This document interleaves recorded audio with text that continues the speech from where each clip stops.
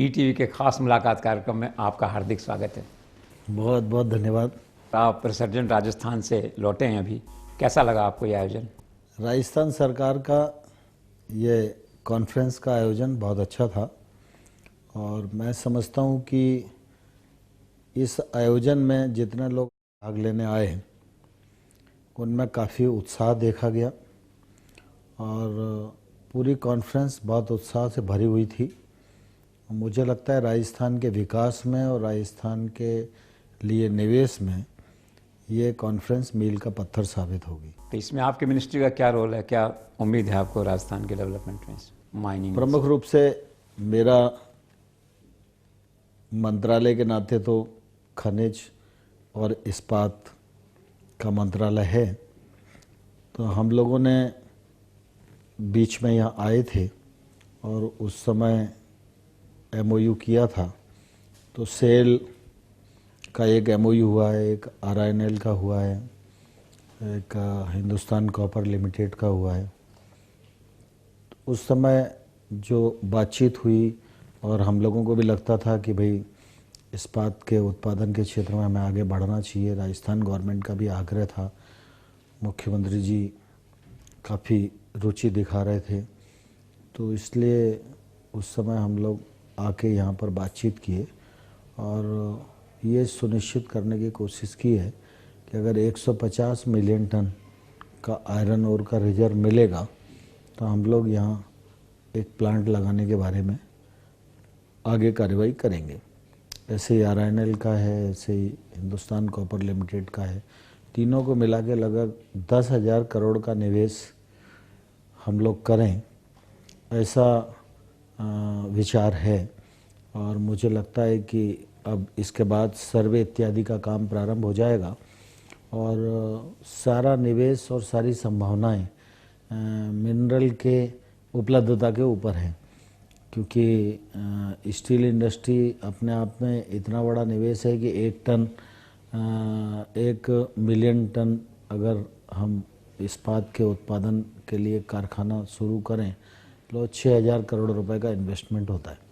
तो इसलिए एक फैक्ट्री लगे तो कम से कम इतना रॉ मटेरियल मिलना चाहिए और फिर निरंतर 30-40 साल तक मिलता रहे, जिससे कि वो फैक्ट्री आगे पूरी तरह चल सके। तो मुझे लगता है कि संभावनाएं हैं कि यहाँ और की उपलब्धता होगी और हम लोग आगे बढ़ पाएंगे और मुख्यमंत्री जी की रुचि भी काफ़ी है और मुझे लगता है राज्य सरकार का पूरा सहयोग मिलेगा तो हम ये काम जल्दी करने में आगे बढ़ेंगे। उम्मीद है कि राजस्थान में इससे काफ़ी डेवलपमेंट होगा और केंद्र की भूमिका रहेगी। एक चीज़ खटकी कुछ लोगों को कि प्राइम मिनिस्टर को वहाँ होना चाहिए था तो शायद ज़्यादा अच्छा होता। Don't you think so? प्रधानमंत्री जी हर जगह जावें यह जरूरी नहीं है, लेकिन राज्य के प्रति, विकास के प्रति, उद्योगों को बढ़ावा देने के प्रति, देश में रोजगार सृजन के प्रति, कौशल उन्नयन के प्रति जो प्रधानमंत्री जी की दृढ़ इच्छा शक्ति है उसका महत्व है। प्रधानमंत्री जी की अपनी व्यवस्थाएं हैं, उनके अपने कार्यक्रम हैं।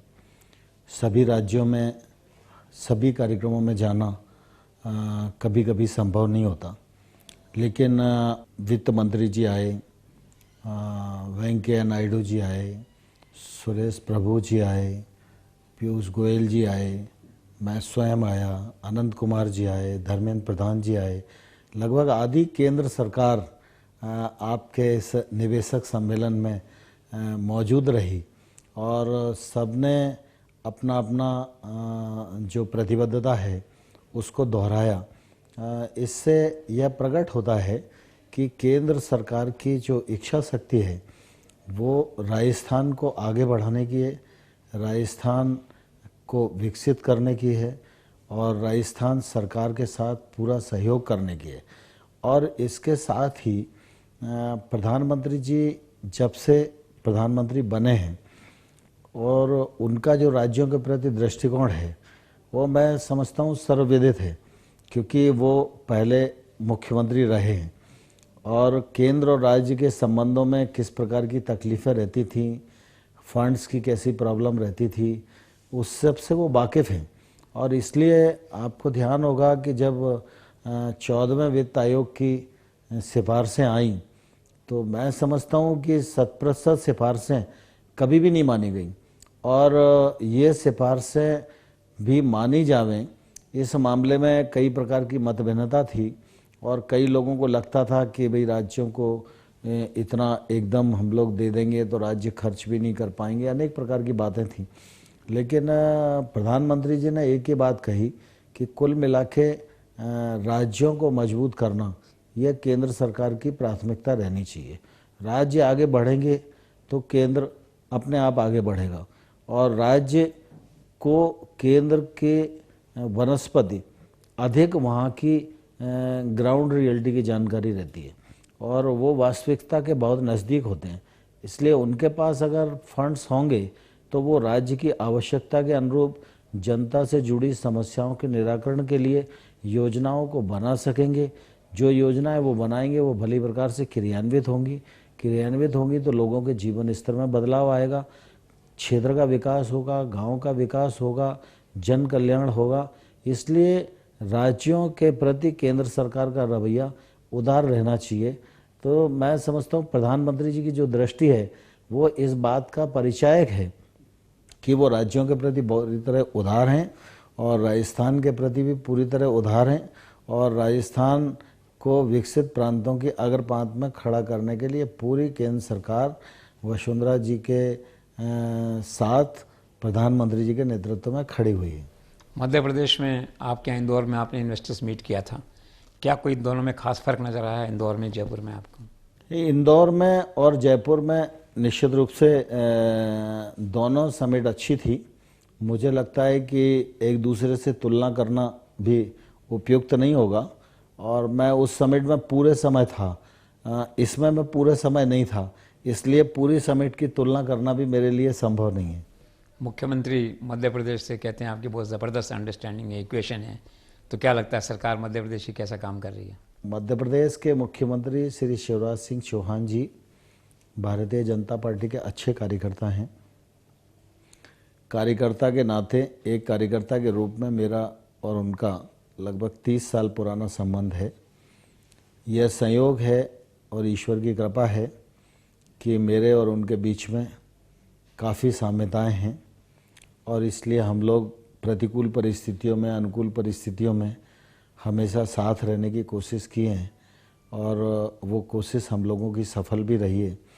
और मैं समझता हूँ कि शिवराज जी मुख्यमंत्री बने तो मध्य प्रदेश का तो उनके नेतृत्व में बहुत भला और विकास हुआ ही है।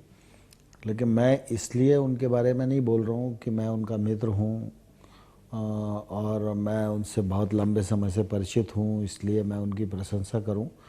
लेकिन मैं राजनीतिक क्षेत्र में रहते हुए मैंने अनेक मुख्यमंत्रियों के कार्यकालों को देखा है।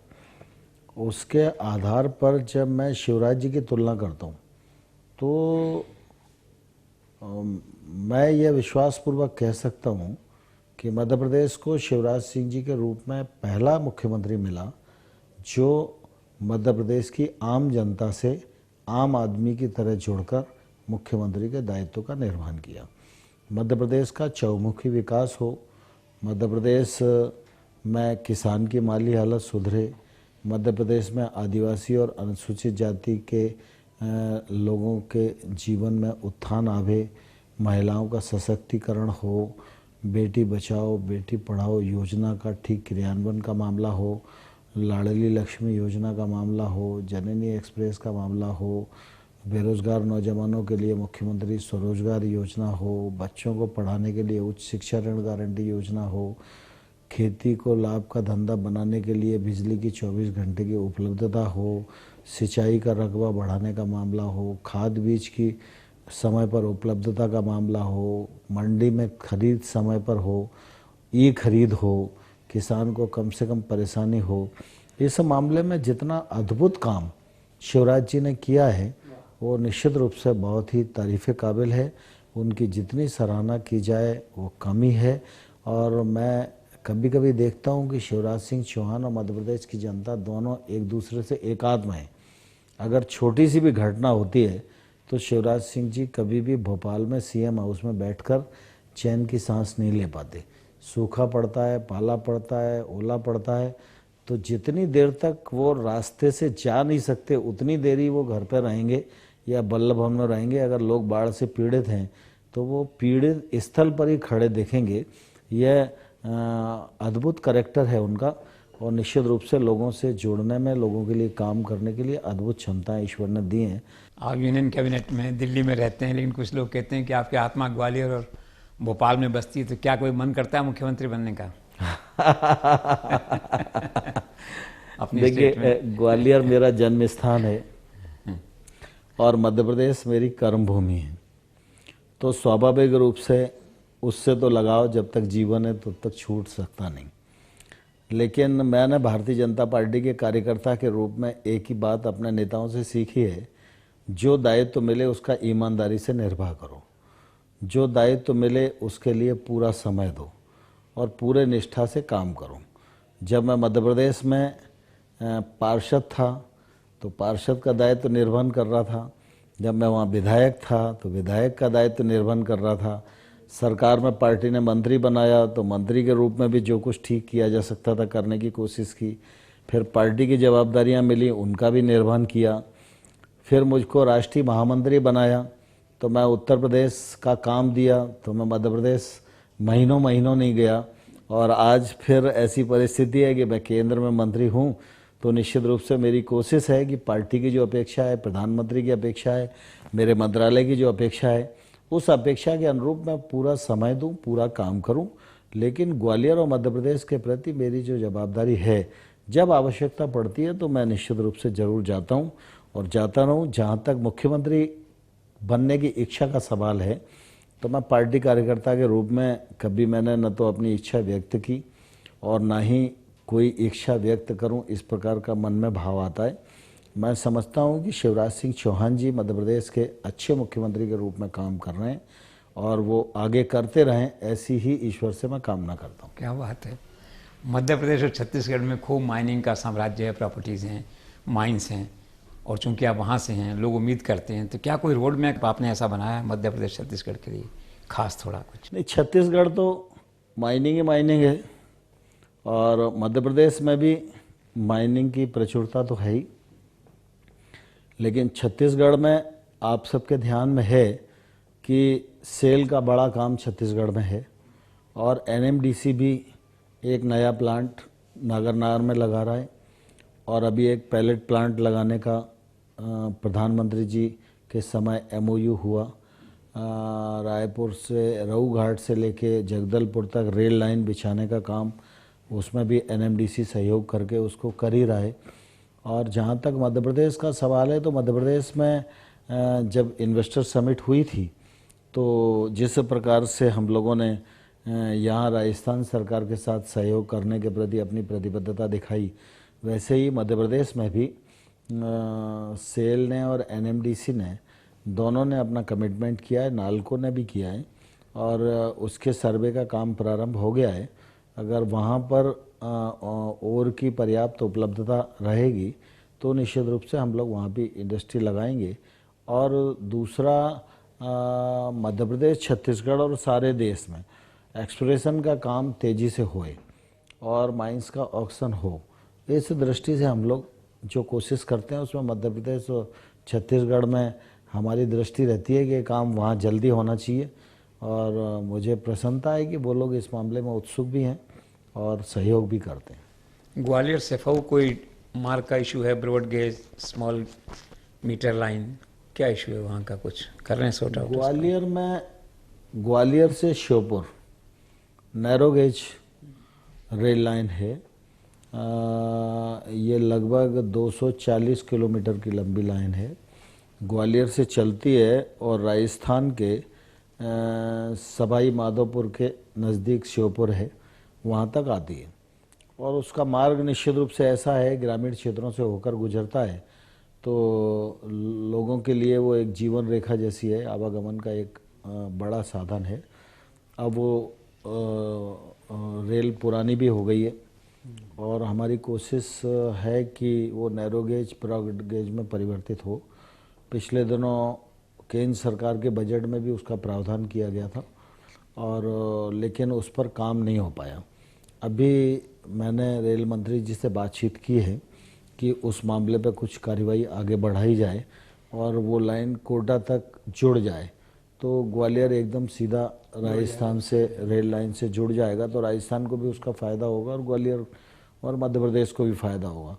लेकिन अभी पिछले दिनों रेलवे के जो मिनिस्टर्स रहे यूपीए सरकार के समय 1 और 2 में, तो हमेशा जो रेल बजट आता रहा उसमें तालियां तो बजती रहीं, बहुत सारे प्रोजेक्ट शामिल होते रहे, लेकिन उनमें बजट का आवंटन नहीं हुआ। उसके कारण वो प्रोजेक्ट कुछ पर काम शुरू नहीं हुआ, कुछ पर काम शुरू हुआ तो बहुत कम हुआ, कुछ ऐसे हैं जो आधे अधूरे हैं। इसलिए पिछले बार प्रधानमंत्री जी और रेल मंत्री जी ने यह तय किया कि भाई जो प्रोजेक्ट अधूरा पड़ा है पहले उसको पूरा करो और जो प्रोजेक्ट में काम कम हुआ है उसको आगे बढ़ाओ, उसके बाद ताली बजवाने के लिए नए प्रोजेक्ट लेने के बारे में सोचो। तो इसलिए ये अभी इस बजट में तो नहीं आया, लेकिन रेलवे की जैसे हालत सुधरेगी तो निश्चित रूप से मेरी कोशिश है कि वो ग्वालियर नैरो गेज श्योपुर तक जो है वो ब्रॉड गेज में परिवर्तन होना चाहिए, वो वहाँ की आवश्यकता भी है। गुना में कुछ कर रहे हैं गैस अथॉरिटी ऑफ इंडिया के साथ, एनएफएल के साथ कोई प्रोजेक्ट ला रहे हैं? नहीं, गुना में तो एनएफएल है, लेकिन उनके साथ हम लोगों की तो कोई प्लानिंग नहीं है, लेकिन निश्चित रूप से वो अपनी प्लानिंग विस्तार की करते रहते हैं। जैसे अवंतिका गैस के माध्यम से वो घरों में गैस देने का काम कर रहे हैं पीएनजी, और मुझे प्रसन्नता है कि इंदौर में शुरू हो गया, उज्जैन में शुरू हो गया, ग्वालियर में भी घरों में गैस देना शुरू कर दिया है और इसको वो और बढ़ाने जा रहे हैं और गैस के सब स्टेशन भी लगा रहे हैं। उसके कारण निश्चित रूप से ग्वालियर के लोगों को, अन्य क्षेत्र के लोगों को भी फ़ायदा होगा, क्योंकि गैस सस्ती मिलेगी तो ट्रांसपोर्ट सिस्टम भी सस्ता होगा और जो पॉल्यूशन होता है उस पॉल्यूशन से भी बचाव होगा। तो वो अपने विस्तार के बारे में ज़रूर वो लोग कर रहे हैं, लेकिन हमारे विभाग का और मंत्रालय का कोई साथ उसमें नहीं है। तो तोमर साहब बताइए, who is your God father in politics? मैं ऐसा मानता हूँ कि मेरा गॉड फादर तो भारतीय जनता पार्टी है। क्योंकि मेरे पास एक्चुअल में कोई भी राजनीतिक विरासत है नहीं और मैं सामान्य परिवार का व्यक्ति हूँ और मैं भारतीय जनता पार्टी का बहुत कम आयु में कार्यकर्ता बन गया था। लेकिन मेरा ये सौभाग्य था कि भारतीय जनता पार्टी का जो तत्कालीन नेतृत्व था उसका सानिध्य, आशीर्वाद और उनके साथ प्रशिक्षण ऐसा मिला कि मुझे जो काम दिया गया उसको मैं ठीक तरह से संपन्न करने में कामयाब हुआ और पार्टी के नेतृत्व ने हमेशा मुझ पर भरोसा किया और उस भरोसे के आधार पर उन्होंने मुझे काम दिया। मैंने कोशिश की कि मैं कर्म से और परिश्रम से अपनी प्रासंगिकता सिद्ध कर सकूं और ईश्वर की कृपा है, उसको कर रहा हूं और आगे भी ईश्वर से यही कामना करता हूं कि भारतीय जनता पार्टी के कार्यकर्ता के रूप में जो दायित्व मिले मैं उसको ठीक से और ईमानदारी से निभा सकूं और कभी कार्यकर्ता होने का और पद होने का ये अभिमान मुझे न छुए, ऐसी ही हमेशा इच्छा रहती है।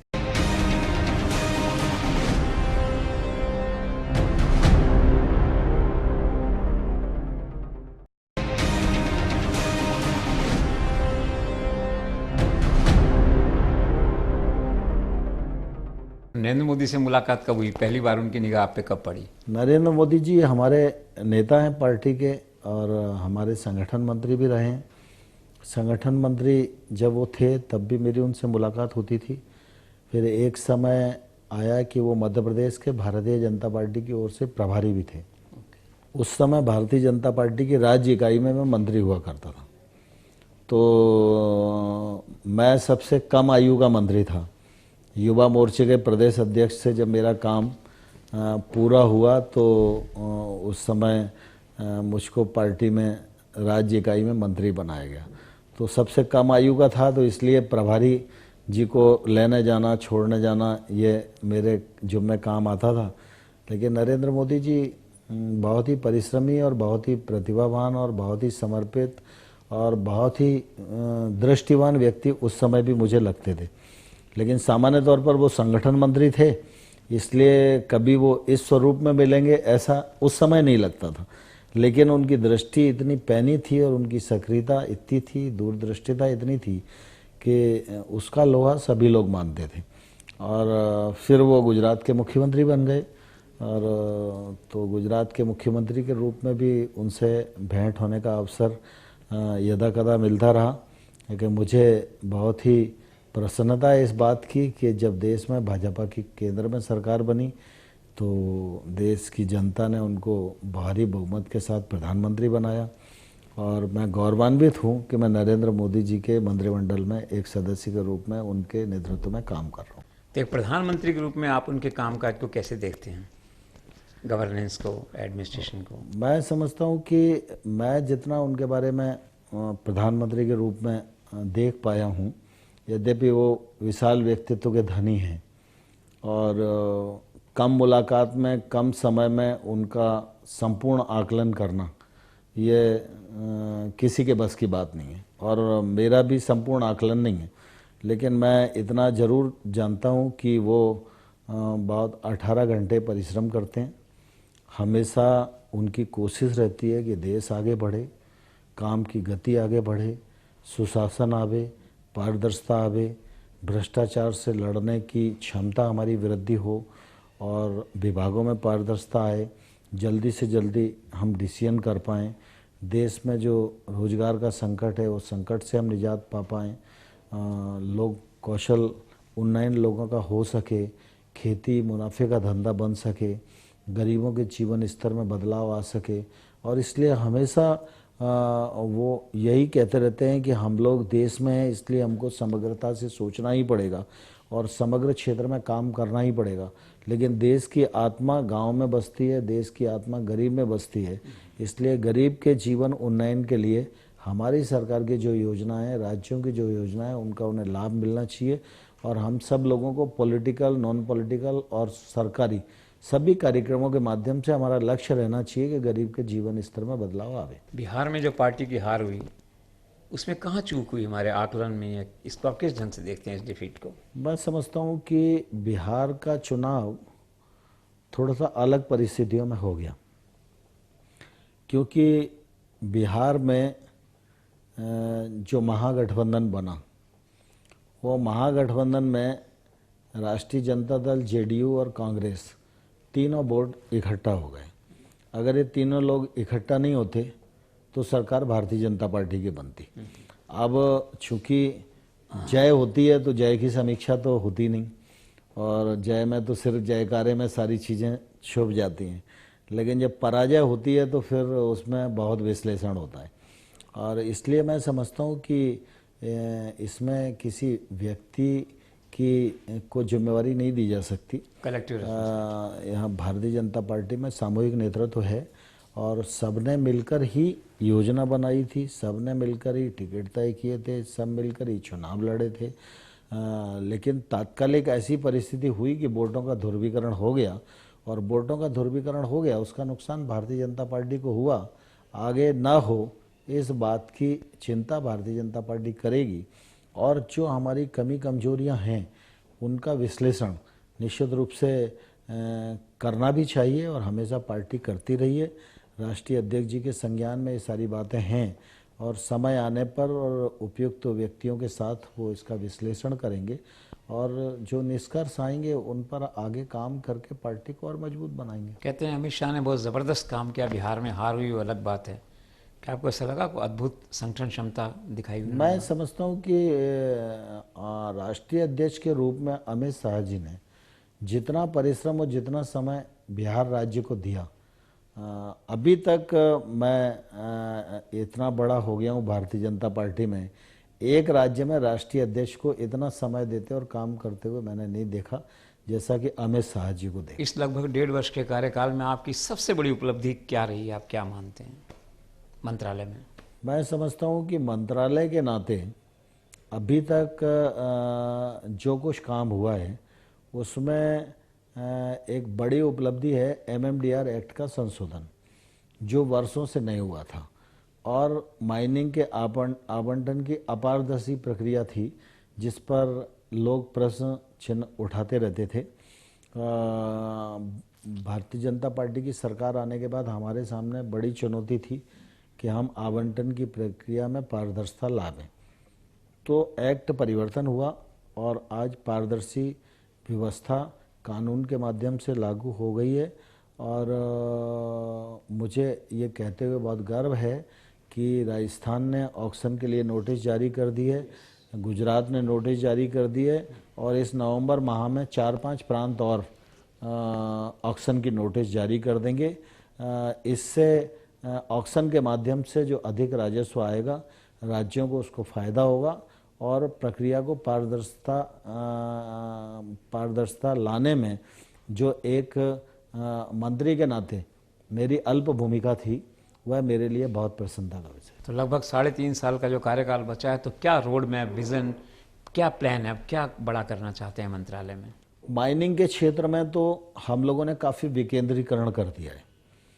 माइनिंग के क्षेत्र में जो ऑक्शन है वो एक बार ठीक से प्रारंभ हो जाए, और उसके बाद हम लोगों ने केंद्र और राज्य संबंधों को दृष्टिगत रखते हुए अधिक से अधिक अधिकार राज्यों को दे दिए, और इसलिए हमने प्रायर अप्रूवल भी समाप्त कर दिया है। आईवीएम का माइनिंग प्लान के अप्रूवल की थी, उसका भी राज्यों को कहा है कि अगर आप चाहें तो अपनी प्लान बना लें और हमसे अप्रूव करा लें, तो उसके लिए भी आने की ज़रूरत नहीं होगी।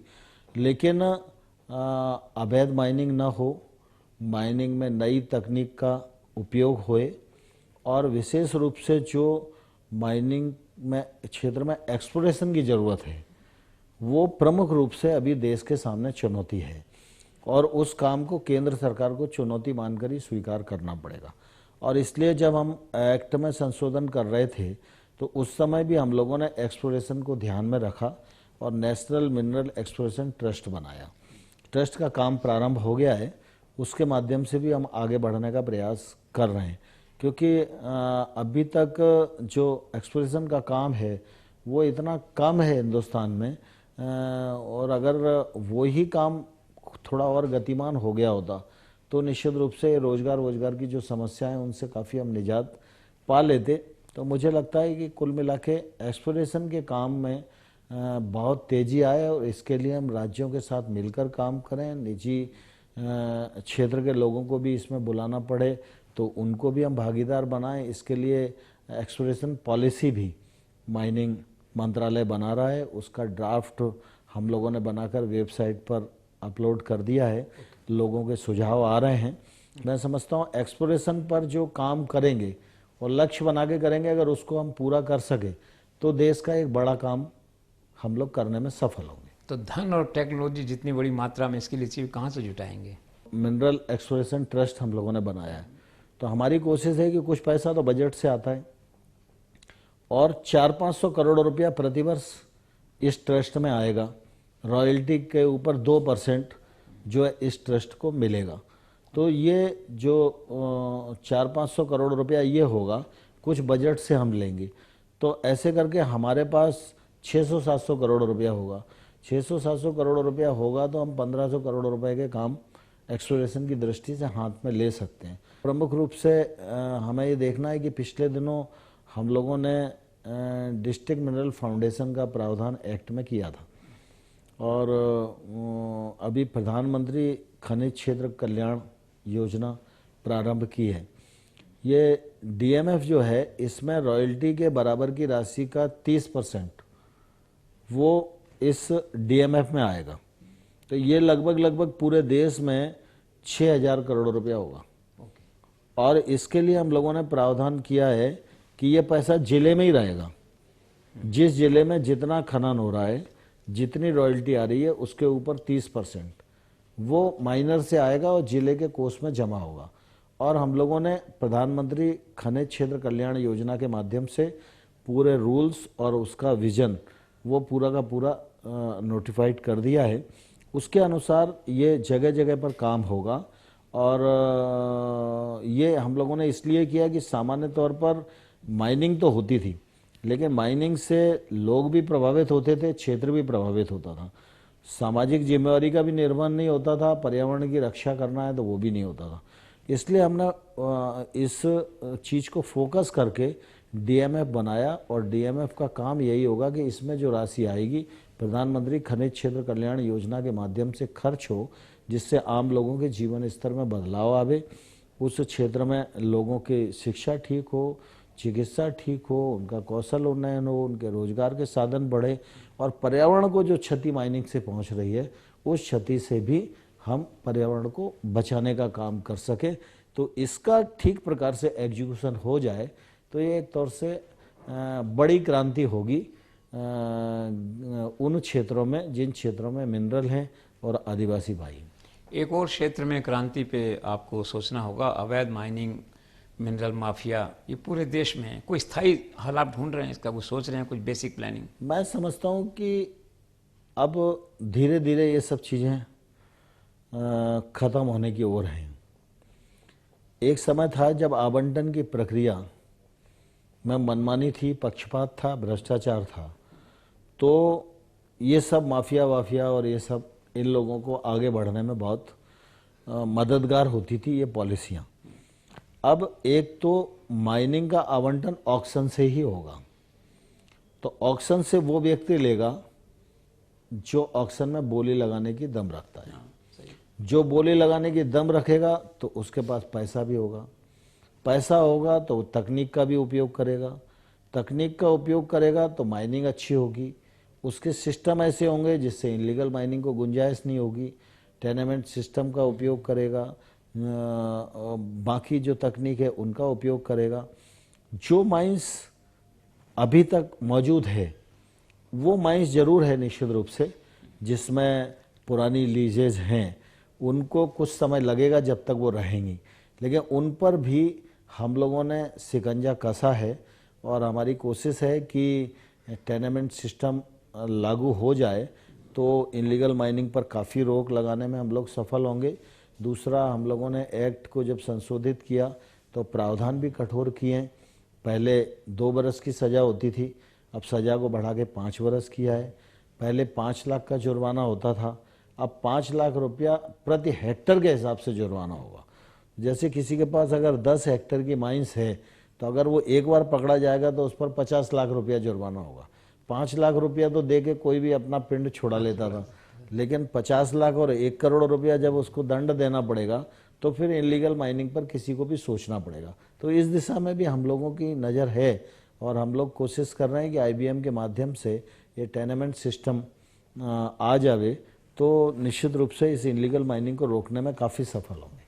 आपके मंत्रालय से जुड़ी जो पीएसयूज हैं, पब्लिक सेक्टर अंडरटेकिंग्स, उनकी हालत अच्छी नहीं, क्या कर रहे हैं कुछ उसमें? मेरे मंत्रालय में इस्पात क्षेत्र में काम करने वाली पीएसयूज हैं। यह सच है कि इस्पात का क्षेत्र बड़ा क्षेत्र है और मैं कहूँ तो अतिशयोक्ति नहीं होनी चाहिए कि देश की बैकबोन जैसी भूमिका है उनकी। इस्पात के क्षेत्र में लगभग 5 लाख करोड़ से अधिक का निवेश है। हम इस क्षेत्र के माध्यम से 7 लाख प्रत्यक्ष और 35 लाख से अधिक अप्रत्यक्ष लोगों को रोजगार देते हैं। जीडीपी में भी 2% से अधिक का योगदान इस्पात के क्षेत्र का है। वर्तमान जो परिस्थिति है उस परिस्थिति में निश्चित रूप से इस्पात का क्षेत्र काफ़ी तनाव में है और उसका मूल कारण कोई हिंदुस्तान नहीं है, मूल कारण दुनिया की जो परिस्थिति है। इस समय इस्पात का जो उत्पादन है वो दुनिया में काफ़ी बढ़ गया है और लगभग दुनिया का जो उत्पादन है उसमें आधा से अधिक उत्पादन अकेले चाइना का है और उनकी व्यवस्था काफ़ी चरमरा गई है और इसके कारण चाइना हमारे यहाँ सस्ते दाम पर स्टील भेजने की कोशिश कर रहा है। तो उस वजह से तनाव की जो परिस्थिति है वो है और इसके कारण बैंक भी थोड़ा सा परेशान है, पीएसयूज भी परेशान है, बाज़ार में मंदी है तो बाकी लोग भी परेशान हैं। यद्यपि रॉ मटेरियल की दिक्कत थी पिछले दिनों, इसलिए स्टील में संकट था, लेकिन आज रॉ मटेरियल की प्रॉब्लम एक्ट के संशोधन के पश्चात समाप्त हो गई। आज रॉ मटेरियल की कोई प्रॉब्लम नहीं है। आयरन और प्रचुर मात्रा में हिंदुस्तान में उपलब्ध है। आयरन ओर का उत्पादन भी हमारे यहाँ बढ़ रहा है पिछले, और कोयला, ठीक है कोयला तो इंपोर्ट करना पड़ता है, जिसमें कुकिंग कोयल स्टील में काम आता है, तो वो तो हमारे पास है नहीं उतना, लेकिन आयरन ओर की उपलब्धता प्रचुर मात्रा में है। लेकिन अब यह सच है कि इसके बावजूद भी अभी ये स्ट्रेस में हैं, और इस तनाव को कम करने की दृष्टि से जो सरकार की भूमिका हो सकती है वो हम लोग समय समय पर उसको निर्वाह करने की कोशिश करते रहते हैं, क्योंकि वैसे तो ये स्टील का क्षेत्र नियंत्रण मुक्त क्षेत्र है, बाज़ार की परिस्थिति के अनुसार इसमें उतार चढ़ाव आते रहते हैं, लेकिन ये जो बाहर देशों की डंपिंग है और इसके कारण जो दिक्कत है, तो इस मामले में हम लोगों ने एंटी डंपिंग ड्यूटी भी लगाई है, इंपोर्ट ड्यूटी भी बढ़ाने का काम किया है, सेफ गार्ड भी देने का काम सरकार ने किया है, और जो इंडस्ट्री के लोग हैं और भी अपनी प्रॉब्लम्स बताते रहते हैं, कुछ और आइटम्स पर वो चाहते हैं कि सेफ गार्ड ड्यूटी उनको मिले, तो डीजी सेफ गार्ड उस काम को देखते हैं, जुडिशियली प्रोसेस है। पिछले दिनों जब इन्होंने कहा था तो वो उनकी मांग स्वीकार हो गई, अभी वो दावा आपत्ति करेंगे तो फिर वो सुनवाई होगी, उनके पक्ष को दृष्टिगत रखते हुए वो निर्णय लेंगे। क्वालिटी कंट्रोल ऑर्डर 16 उत्पादों पर हम लोग पहले जारी कर चुके हैं, जिससे कि कोई हल्के किस्म का स्टील डंप ना करे, जिससे हमारे घरेलू उद्योग को कोई नुकसान पहुंचे, और बाकी शेष स्टील के उत्पादों में भी क्वालिटी ऑर्डर जारी हो, इसके लिए भी हम लोग प्रक्रिया में हैं और कोशिश में, हमारी कोशिश है कि स्टील क्षेत्र में तनाव का ये समय सने निकल जाए, और मुझे लगता है निकल भी जाएगा। एक बहुत ही चौंकाने वाली बात है कि आप ऐसे मंत्रालय में जो कंट्रोवर्शियल है, जहाँ चार्जेस लगने की संभावना हर समय मौजूद रहती है, लेकिन 1.5 साल में आपकी इंटीग्रिटी इंटैक्ट है, एक विवाद नहीं है, एक कंट्रोवर्सी नहीं है, ये कैसे मैनेज करते हैं आप इस तरह से? नहीं, मैं इसे मैनेज नहीं करता, ये स्वाभाविक प्रक्रिया है और उस प्रक्रिया के अंतर्गत ही हम लोग काम करते रहते हैं, लेकिन हमारी कोशिश ज़रूर रहती है कि हम लोगों के हाथों से कोई ऐसा काम ना हो जिससे उंगली उठने की स्थिति आए। और सामान्य तौर पर पहले से भी मैं हमेशा इस बात का ध्यान रखता आया हूँ कि जिस दायित्व पर रहो, चाहे वो सरकारी हो, सामाजिक हो, गैर सरकारी हो, दल का हो, वहाँ पर अपना व्यक्तिगत एजेंडा के लिए काम नहीं करना चाहिए। जो विभाग का काम है, जो सार्वजनिक काम है, जिससे सबका भला हो सकता है, जिससे सरकार की इज्जत बन सकती है, जिससे पार्टी की इज्जत बढ़ सकती है, वही काम करना चाहिए। अपनी इच्छा और अपना एजेंडे के लिए काम करोगे तो प्रॉब्लम जाएगी, और अपना एजेंडा अगर खुद का नहीं है तो ईश्वर की कृपा से सब चीज़ ठीक ठीक होती जाएगी। और अब एक आखिरी सवाल ये है कि अधिकांश केंद्रीय मंत्री, राज्यों के मंत्री नौकरशाही से परेशान रहते हैं कि उन्हें कोऑपरेट नहीं करती। आपका क्या एक्सपीरियंस रहा है 1.5 साल में दिल्ली में? नहीं, मैं तो इससे सहमत हूँ नहीं, और मेरा पहले का भी अनुभव है और अभी भी लगभग 17-18 महीनों का अनुभव है।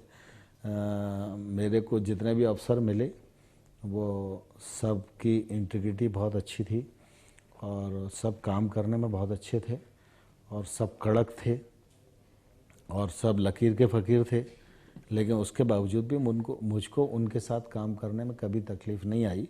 जब मैं राज्य में भी था तो ऐसे अफसरों के साथ मेरा पाला रहा कि उनके साथ कोई काम नहीं करना चाहता था, लेकिन उन अफसरों का मैं भी आज प्रशंसक हूँ, वो भी मेरे प्रशंसक हैं, और अभी 18 महीने में जितने लोगों से संबंध आया, मैं समझता हूँ उनके साथ काम करने में अच्छा लगा। और मैं फिर वही बात कहना चाहूँगा कि अगर अपना एजेंडा ना हो तो मुझे लगता है किसी के भी साथ काम करने में ज़्यादा तकलीफ नहीं आती। Thank you so much and best of luck. बहुत धन्यवाद। Best of luck. Thank you.